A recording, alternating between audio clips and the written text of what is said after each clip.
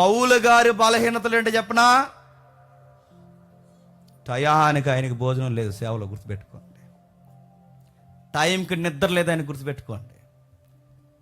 సొంతోలు అన్నవారే ఆయన గుర్తుపెట్టుకోండి. స్వజనులు అన్న పదం ఉందిగా, సొంత యూదులు ఆయన్ని చాలా ఇబ్బందికి గురి చేశారు, గుర్తుపెట్టుకోండి. కపట సహోదరులు చాలా బాధ పెట్టారు, గుర్తుపెట్టుకోండి. సముద్రాల వల్ల ఇబ్బందులు ఉన్నాయి, గుర్తుపెట్టుకోండి. నదుల వల్ల ఇబ్బందులు ఉన్నాయి, గుర్తుపెట్టుకోండి. అంటే బలహీనతలు అనగానే ఇప్పుడు పౌలు గారి యొక్క మైండ్ డిక్షనరీలో బలహీనతలు అంటే ఏంటి చెప్పాలి? ఆయన పడే శ్రమలే చెప్పండి బలహీనతలుగా చెప్పుకుంటున్నాడు. ఇదిగో నా బలహీనతల యందు విశేషముగా చెప్పుకుంటాను, నేను గొప్పగా ఫీల్ అవుతాను. చాలామంది సేవకులు ఏం చెప్పుకుంటారో తెలుసా? చాలామంది సేవకుల్లో వాళ్ళు చెప్పుకునేది ఏంటంటే, మేము విదేశాలకు వెళ్ళాం, స్వదేశాలు తిరిగాం, 5 స్టార్ హోటల్లో కూర్చున్నాం, బుర్జ్ ఖలీఫాలో భోజనం చేస్తాం, ఈ విశేషాలు చెప్తారు. పౌలు గారి విశేషాలు ఏంటి చెప్పినా? నేను 5 స్టార్కి వెళ్ళానని చెప్పడు, నేను విదేశాలకు వెళ్ళానని చెప్పడు, నేను ఆస్ట్రేలియా నుంచి అమెరికా వెళ్ళానని చెప్పడు, నేను బుర్జ్ ఖలీఫా ఎక్కానని చెప్పడు. మా కుటుంబాన్ని ఎంత సమృద్ధిగా దేవుడిదిగో 5 స్టార్ హోటల్లో తినేంత స్థితిగతులు దేవుడిని మాకు ఇచ్చాడని చెప్పడు. విశేషముగా దేని యందు అతిశయపడుతున్నావు అంటే ఆయన బలహీనత యందు అతిశయపడుతున్నాడట. ఏ విషయం మందు నువ్వు అతిశయపడుతున్నావు అంటే అని అంటున్నాడు, శ్రమలనే బలహీనతలు యందు అతిశయపడుతున్నావు. ఇదిగో సార్, ఆ లోస్త్రాలో వాక్యం చెప్తున్నప్పుడు పెద్ద రాళ్ళు ఇచ్చి కొట్టారు సార్. ఈ మచ్చ అదే సార్. ఇటువైపుకి సువార్తకి వెళ్తున్నప్పుడు చాలా దారుణంగా అవమానించి బెత్తాలతో కొట్టారు సార్. ఈ మచ్చలన్నీ అవే సార్. ఇటువైపు సువార్త చేస్తున్నప్పుడు కొన్నిసార్లు సార్ కుక్కని ఎలాగ ఈడుస్తారో కొట్టాలో ఈడ్చినప్పుడు రోడ్డుకి ఇదంతా కొట్టుకుపోయింది సార్.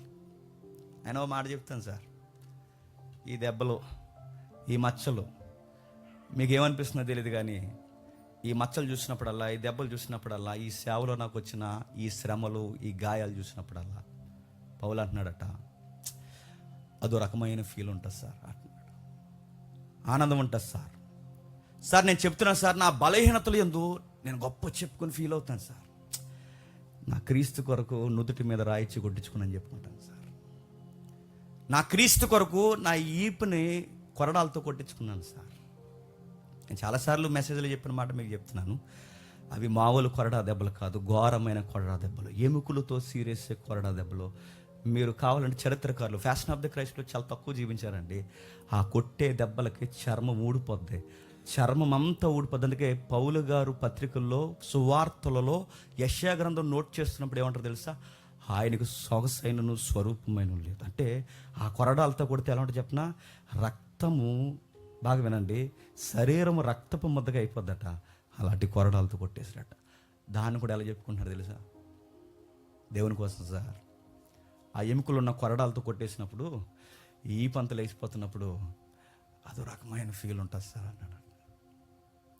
మరి చెప్తున్న ఈ పేజ్ అందరికీ అర్థమవుదండి, ఈ 12వ అధ్యాయం అందరికీ అర్థమవుదండి. మన ప్రార్థనలు ఎలాంటివో తెలుసా? మన ప్రార్థనలు ఎలాంటివంటే చిన్న చిన్న విషయాలకు ప్రార్థన చేస్తాం, చిన్న చిన్న విషయాలకు నలిగిపోతాం, చిన్న చిన్న శ్రమలకి, డబ్బులకి, అప్పులకి, ఇబ్బందులకి, కుటుంబ సమస్యలకి ఇవి ఇబ్బంది పడతాం. నేను అనుకుంటున్నానండి, ఈ స్థాయికి ఎప్పుడు ఎదుగుతామో దేవుని కోసం మాటలు పడి, దేవుని కోసం దెబ్బలు తిని, దేవుని కోసం శ్రమపడి, దేవుని కోసం ఇబ్బందులు పడి, దేవుని కోసం ఆ శ్రమలను అతిశయంగా చెప్పుకునే రోజుకి ఏ రోజుకి వస్తామో పౌలు గారు చెప్పుకుంటున్నారు. ఆయన విచిత్రంగా అంటున్నాడు, అతిశయిస్తాను నేను. ఏముంది నీలో, నీ జీవితంలో చెప్పుకోవడానికంటే? చెప్పుకోవడానికి ఏం లేదు కనుక సార్, సేవలో చాలా నలిగిపోయాను సార్, అది చెప్పుకుంటాను సార్ గొప్పగా అంటాడట. చాలా నలిగిపోయాను సార్, చాలా ఇబ్బందులు పడ్డాను సార్, చాలా సమస్యలు పడ్డాను సార్, నలిగిపోయి ఉన్నాను సార్. ఈ బలహీనతలే, ఈ సమస్యలే, ఈ ఇబ్బందులే, ఈ యొక్క చెప్పుకోలేని ఈ కన్నీళ్ళే, ఈ విశేషముగా నేను నలిగిపోతున్న ఈ శ్రమలు అంతే అతిశయంగా చెప్పుకుంటున్నాను. ఆయన అప్పుడప్పుడు ప్రార్థన చేశాడట, ప్రభు ఇంకా చాలు, ఈ బలహీనతలు ఏమన్నుంటే తీసే అంటే అన్నాడట. అలా ఉంచు, ఆ టైంలో నువ్వు నాకు బాగా నచ్చుతున్నావు అన్నాడట. ఆయన అదో రకం, అలా ఉంచు. ఆ టైంలో నీ ప్రేయర్ ఎక్కడి నుంచి రావట్లేదు, చెప్పండి, ఎక్కడి నుంచి వస్తుంది పౌలు? ఆ టైంలో నీ పదాలు నోట్లోంచి రావట్లేదు పౌలు, నీ పదాలు గుండె లోతుల్లోంచి వస్తున్నాయి. పౌలు, నువ్వు నలిగిపోతున్నప్పుడు నువ్వు నాకు ప్రార్థించే విధానం భలే ఉంటుందయ్యా అన్నాడట. పౌలు, నువ్వు నా కోసం నలిగిపోతున్నప్పుడు, నా కోసం ఇబ్బంది పడుతున్నప్పుడు నువ్వు చేసే సేవ ఉంటుంది చూసారా, నీకు కసి వస్తుంది, అదో రకమైన కసి. ఆ కసి నాకు భలే అనిపిస్తుంది పౌలు అన్నాడట. అందుకే నీలో నాకు ఆ ఫ్లేవర్ నచ్చింది, దాన్ని అలానే ఉంచు, తీయమని మాత్రం చెప్పు, ఆడకూడదు. తీస్తే ఏమవుద్ది? పౌలు గారు, నేను ఈ మాట అంటున్నాను ఏమనుకోకండి, పౌలు గారు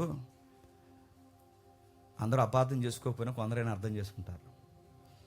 12 మంది అపోస్తులు ఒకవైపు ఉంటే ఈ మనిషి ఒక్కడు ఒకవైపు ఉన్నాడంటే మీకు ఏమర్థమవుతుందండి? మామూలు ఫిగర్ కాదన్నమాట ఆ ఫిగరు. 12 మంది ఒకవైపు సేవ చేస్తుంటే ఈ ఒక్కడు ఒకవైపు ఉండి నిలబడ్డాడంటే మామూలుడా? పైగా ఈయనకున్న విశేషాలు మామూలువి కాదు. ఇంత గొప్ప సేవ చేస్తున్నప్పుడు ఖచ్చితంగా మీరు గమనించండి, ఇంత గొప్ప సేవ చేస్తున్నప్పుడు ఏ సేవకుడికి వచ్చేదైనా ఏంటి చెప్పనా? తెలియకుండా అతిశయం వస్తుంది. ఏమొస్తుంది? ఇప్పుడు నా మీటింగ్స్ అన్నీ సక్సెస్ అయిపోయి, నేను పట్టిందల్లా బంగారం అయిపోయి, రాజమండ్రి టౌన్ అంతా ఇక్కడ కూర్చున్నారనుకోండి, మీకు కనబడదు కానీ గుర్తుపెట్టుకోండి, నాకు తెలియకుండా పైన టామ్ అండ్ జెర్రీలో కొమ్మత్త చూసారు, కొమ్ము, ఆ కొమ్ము అలా వస్తుంది. దేవుడు పౌలు గారిని ఎంత ప్రేమించాడంటే, ఇలాంటి మంచి బిడ్డ, ఇలాంటి ఉన్నతమైన సేవకుడు అతిశయించి తొట్రెళ్ళిపోతాడేమని ప్రతిరోజు ఏదో ఒక శ్రమ పెట్టాడంటే అండి దేవుడు కావాలని. తను ఇష్టపడే బిడ్డలు మీరు ఎప్పుడైనా గమనించండి, ఒకటి పోతం కూడా రెడీగా ఉంటుందండి, మీరు ఎప్పుడు అదే రాసి పెట్టుకోండి. అమ్మయ్య అనుకుంటాం, వచ్చాను అంటది ఇంటి నుంచి, పోయింది అనుకుంటాం, ఇదిగో నేనున్నానంటది ఇంకో శ్రమ. సౌలు బావేనండి, సౌలు జీవితంలోంచి పోయాడని దావీదు అనుకుంటే సొంత కొడుకులు తిరగబడ్డారు. మీరు చూడండి, ఏదో ఒక శ్రమ, ఏదో ఒక ఇబ్బంది, ఏదో ఒక కష్టం, ఎందుకు పెడతా ప్రభు అంటే, అది లేకపోతే మీరు ఏమవుతారంటే అతిశయించేస్తారు. ఎంత అతిశయిస్తారంటే 12 మంది ఒక వైపు చేస్తే చెప్పండి, ఒక్కనొక వైపు చేస్తున్నాం అన్న ఫీల్ వచ్చేస్తుంది. అపోస్తులు కాదని పౌలు గారిని పాయింట్అవుట్ చేస్తున్నారుగా, నువ్వు అపోస్తులు కాదన్నప్పుడు ఎలా ఉంటుందండి? నన్ను అపోస్తులు కాదంటారట్రా, నన్ను సేవ కాదంట, నాకన్నా నాణ్యంగా ఎవడం చేస్తాడరా అనేంత అతిశయం వచ్చేస్తుంది. వాళ్ళకి ఇచ్చే మాటలు ఆయన ఇంకా ఇబ్బంది పెడితే ఆయనకి తెలియకుండా, అందుకే అంటున్నట్టు 12వ అధ్యాయంలో అతిశయపడుటకు నాకు తగదు, కానీ అతిశయపడవలసి వచ్చినది ప్రభు దర్శనము గురించి నేను చెప్పడం మొదలెడితే నా రికార్డ్స్ ఎవరికైనా ఉన్నాయా అంటున్నాడు. చూడండి, రై సేవలో నాలాంటి ఇబ్బంది వస్తే ఎప్పుడో మీరు చచ్చిపోతారు అంటున్నాడు. ఇండైరెక్ట్గా గుర్తుపెట్టుకోండి, నాలాంటి ఇబ్బందులు వస్తే మీరు ఎప్పుడో చచ్చిపోతారు, కానీ నేను అతిశయించాల్సి చాలా గొప్పవి ఉన్నాయి. దర్శనాలు ఉన్నాయి, శ్రమలు ఉన్నాయి, ఆకలి దప్పులు ఉన్నాయి, రెస్ట్ లేని తనం ఉంది, జబ్బులు ఉన్నాయి, నా చుట్టూ ఉన్న వారికి హెల్త్ ప్రాబ్లమ్స్ ఉన్నాయి. చెప్పుకోవడానికి ఒక్కటి కాదు, 2 కాదు, అనేకమైన ఉన్నాయి. ఏమున్నాయంటే ఏమీ లేవు. చెప్పుకోవడానికి నా వెనకాల ఏమీ లేవు. పెంటతో సమానంగా ఆస్తులన్నీ ఎందుకున్నాను. చెప్పుకోవడానికి ఏమున్నాయంటే లౌకికమైన ఏమీ లేవు, శ్రమలు తప్ప నా గొప్పగా ఇంకేమీ లేవు. నా సొక్కా చింపితే నా వల్లంతా నా ప్రభువు గుచ్చి గాయాలుంటాయి, నా నుదుటి చూపిస్తే నా ప్రభువు గుచ్చి వల్లంతా గాయాలుంటాయి, నా ఆరోగ్య స్థితిగతులు చూస్తే నా ప్రభు కొరకు ఆరోగ్యం పాడైపోయినా, నా బాహ్య పురుషుడు కుసించిపోయినా ఆ యొక్క లక్షణాలు ఉంటాయి. ఇంకేమున్నాయి నా గురించి చెప్పుకోవడానికి? నేను గొప్పగా చెప్పుకునేది ఏమన్నా ఉంటే, సేవలో తిరిగి నా లైఫ్ పాడైపోయింది సార్ అని గొప్పగా చెప్పుకుంటాను నేను. అది నీకేట్లా పాడైపోయిందని కనబడుతుంది, కానీ ఆ పాడైపోవడమే, నా ఆరోగ్యం పాడైపోవడమే, నా సమస్యలు ఎక్కువైపోవడమే, నాకు ఇలాంటి శ్రమలు ఎక్కువైపోవడమే, సేవ వల్లే ఇంత శ్రమలు ఎక్కువైపోవడమే ఎలా చెప్పుకుంటాను తెలుసా? గొప్పగా చెప్పుకుంటాను.